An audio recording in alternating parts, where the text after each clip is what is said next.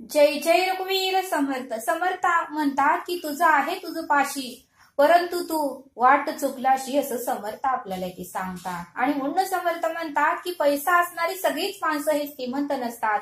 म्हणून समर्थ म्हणतात की पैसा असणारी सगळीच माणसं ही श्रीमंत नसतात.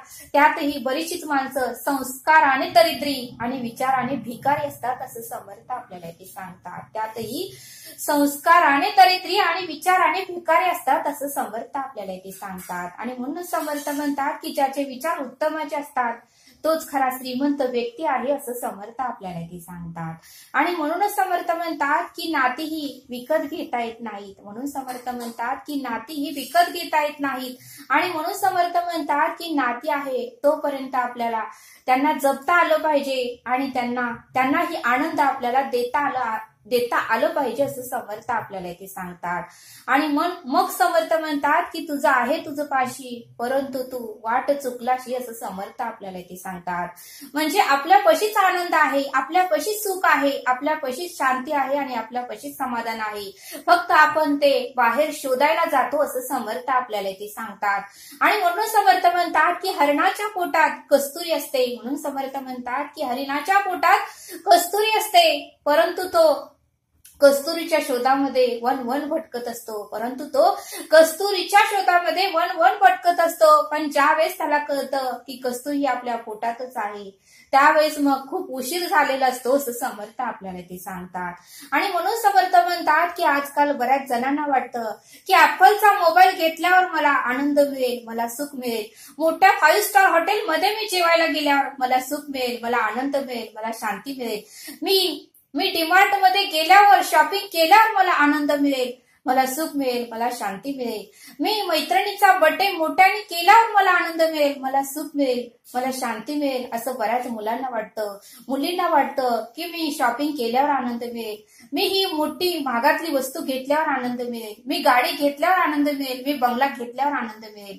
पण शेवटपर्यंत मात्र आपल्याला आनंद कशात आहे, सुख कशात आहे, शांती कशात आहे आणि समाधान कशात आहे हे फार उशिरा कळतं, असं समर्थ आपल्याला ते सांगतात. मग आपलं बरंच आयुष्य निघून जातं. आणि म्हणूनच समर्थ म्हणतात की तुझं आहे तुझं पाशी, परंतु तू वाट चुकलाशी, असं समर्थ आपल्याला ते सांगतात. आणि म्हणून समर्थ म्हणतात की काही नाती तर अशी असतात, पती पत्नी ही दोघच आयुष्यभर एकटेच राहतात, त्यांना मुलंही नसतात, मुलं त्यांना आयुष्यभर होतच नसतात. त्यांना दुःख विचारा म्हणले की मुलांचं सुख काय असतं हे, असं समर्थ आपल्याला ते सांगतात. आणि जरी त्यांनी दत्तक मूल घ्यायचं जरी म्हणलं तर सख्या मुलासारखं सर त्या दत्तक घेतलेल्या मुलाला येत नाही, असं समर्थ आपल्याला ते सांगतात. आणि म्हणून समर्थ म्हणतात की भरपूर पैसा असतो. म्हणून समर्थ म्हणतात की काही जणांना, काही लोकांकडे भरपूर पैसा असतो, पण त्यांचे आई वडील मात्र या जगात नसतात. काही लोकांना भरपूर पैसा असतो, प्रॉपर्टी असते, इस्टेट असते, पण आई वडील मात्र त्यांच्या बरोबर नसतात किंवा त्यांचे आई वडील मृत्यू झालेला असतो. बघा म्हणले समर्थ, त्यांनी जरी आई वडील विकत घ्यायचं ठरवलं आणि विकत जरी त्यांनी आई वडील घेतले तर सख्या आई वडिलांसारखी प्रेम माया त्यांच्याकडून आपल्याला मिळणार नाही, असं समर्थ आपल्याला ते सांगतात. आणि म्हणूनच समर्थ म्हणतात की नाती ही पैशाने विकत घेता येत नाहीत. कुठली जरी वस्तू आपल्याला विकत घ्यायची म्हटली तरी घेता येते, पण नातं, सुख शांती आणि समाधान हे पैशाने विकत घेता येत नाही, असं समर्थ आपल्याला ते सांगतात. आणि म्हणून समर्थ म्हणतात की आपण आनंद शोधायला जातो, सुख शोधायला जातो, पण आपल्या पशीच असतं, पण आपण मात्र शोधण्यातच वेळ वाया घालवतो, असं समर्थ आपल्याला ते सांगतात. समर्थ म्हणतात की सुख आणि आनंद हे छोट्याशा झोपडीमध्ये सुद्धा मिळतं. सुख आणि आनंद छोट्याशा झोपडीमध्ये आपल्या आई वडिलांचा वाढदिवस साजरा करून किंवा केक कट करून तोही आपल्याला आनंद घेता येतो. तो आनंद कोटी रुपये दिले तरी तो आपल्याला विकत घेता येत नाही, असं समर्थ आपल्याला ते सांगतात. आणि म्हणून समर्थ म्हणतात की पत्र्याच्या घरामध्ये सुद्धा आपण आपल्या एखाद्या घरातल्या व्यक्तीचा जर बर्थडे सेलिब्रेशन केला किंवा केक कट केला तरी तो सुद्धा आनंद लाख मोलाचा असतो, असं समर्थ आपल्याला ते सांगतात. आणि म्हणून समर्थ म्हणतात की तुझं आहे तुझं पाशी, परंतु तू वाट चुकलाशी, असं समर्थ आपल्याला ते सांगतात. आपल्या पशीच सर्व काही आनंद असतो, सुख असतं, शांती असते, पण आपण मात्र बाहेर वनवन करत भटकत असतो आणि आयुष्य निघून गेलं तरी सुख कशात आहे, आनंद कशात आहे हेच आपण विसरून जात आहोत, असं समर्थ आपल्याला ते सांगतात. आणि म्हणून समर्थ म्हणतात की आनंद हे विकत घेता येत नाही. इतरांना आपण आनंद किती पटीने देतो त्याच पटीने आपल्याला आनंद मिळतो असं समर्थ आपल्याला इथे सांगतात. समर्थ म्हणतात की आनंद हे विकत घेता येत नाही. इतरांना आपण किती पटीने आनंद देतो त्याच पटीने आपल्यालाही आनंद मिळतो असं समर्थ आपल्याला इथे सांगतात.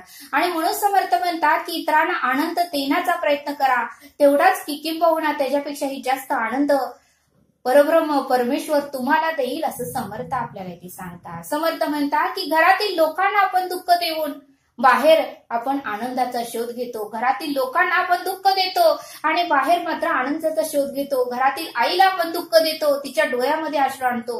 घरातील वडिलांना आपण दुःख देतो, त्यांच्या डोळ्यामध्ये अश्रू आणतो आणि बाहेर मात्र आनंदाचा शोध घेतो आणि बाहेर मात्र आपल्याला आनंद कधीच मिळत नाही. आणि म्हणून समर्थ म्हणतात की जी व्यक्ती आईच्या डोळ्यामध्ये अश्रू आणते, जी व्यक्ती वडिलांच्या डोळ्यामध्ये अश्रू आणते, त्या व्यक्तीला आयुष्यभर कधीही सुख शांती भेटत नाही असं समर्थ आपल्याला ते सांगतात.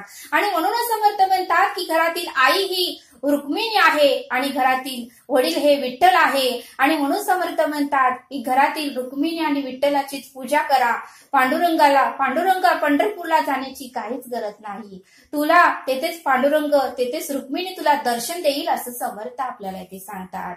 आणि म्हणूनच समर्थ म्हणतात की घरातील आई रुक्मिणी माताच आहे म्हणून तिची सेवा करता आली पाहिजे. घरातील वडील हे विठ्ठलच आहेत असे म्हणून त्यांची ही सेवा आपल्याला करता आली पाहिजे असं समर्थ आपल्याला ते सांगतात. म्हणून समर्थ म्हणतात की 5 स्टार हॉटेलमध्ये जेवण केल्यावर सुख आणि आनंद मिळेल असं आपल्याला वाटतं.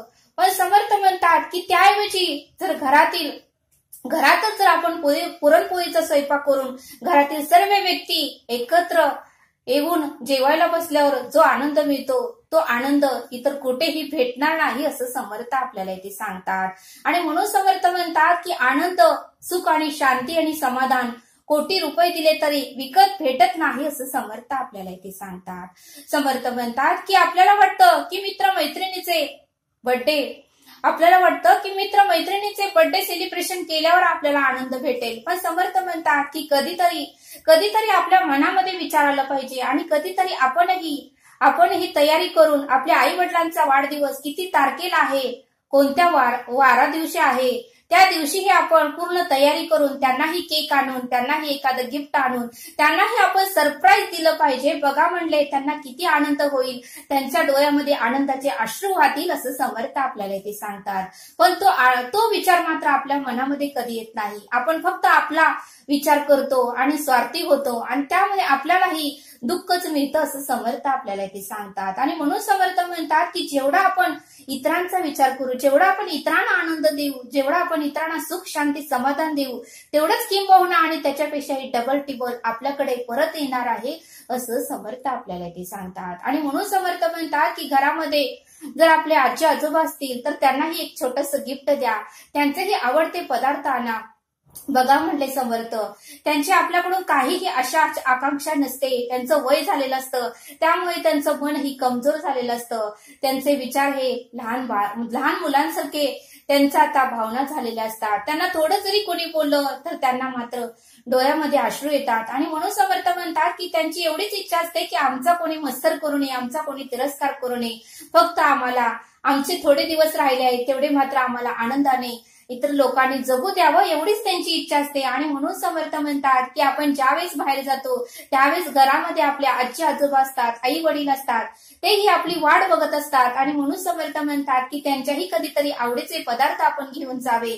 बघा म्हणले समर्थ, त्यांना किती आनंद होईल, त्यांनाही कधीतरी गिफ्ट द्यावं, त्यांना किती आनंद होईल. बघा म्हणले समर्थ, तो आनंद आपण शब्दात सांगू शकणार नाही असं समर्थ आपल्याला इथे सांगतात. आणि म्हणून समर्थ म्हणतात की तुझं आहे तुझं पाशी परंतु तू वाट चुकलाशी, तुझं आहे तुझं पाशी परंतु तू वाट चुकलाशी. आनंद, सुख, शांती, समाधान आपल्यामध्येच आहे, आपल्या विचारामध्येच आहे, आपल्या क्रियेमध्येच आहे, फक्त ते विचार आपण अंमलात आणत नाही असं समर्थ आपल्याला ते सांगतात. आणि म्हणून समर्थ म्हणतात की बाहेर आनंदाचा शोध कधीही घेऊ नका, बाहेर सुखाचा शोध कधीही घेऊ नका.